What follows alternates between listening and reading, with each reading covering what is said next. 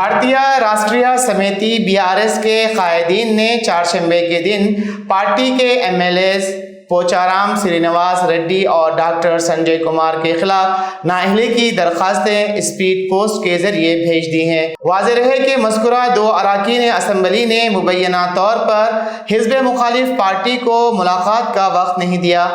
BRS کے رہنما نے اسپیکر سے رابطہ کرنے کی کوشش کی لیکن ناکام رہے، اس لیے انہوں نے درخواست اسپیڈ پوسٹ کے ذریعے بھیجنے کا فیصلہ کیا۔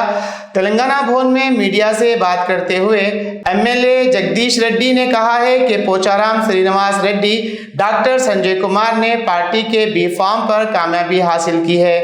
ان کا کانگریس پارٹی میں شامل ہونا غیر قانونی ہے۔ انسداد انحراف قانون کے تحت دونوں کی رکنیت منسوخ ہونی چاہیے۔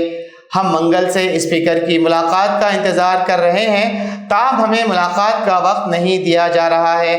ہم نے ان کی نااہلی کے بارے میں اسپیڈ پوسٹ اور ای میل کے ذریعے شکایت کی ہے۔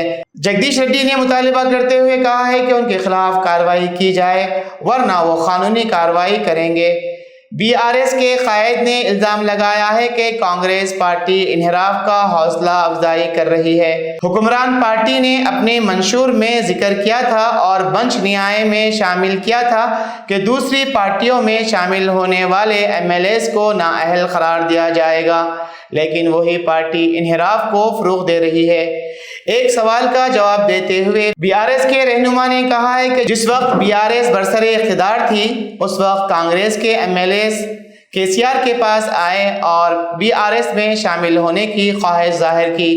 واضح رہے کہ وہ قانون کے مطابق 2/3 MLAs کے انضمام سے شامل ہوئے۔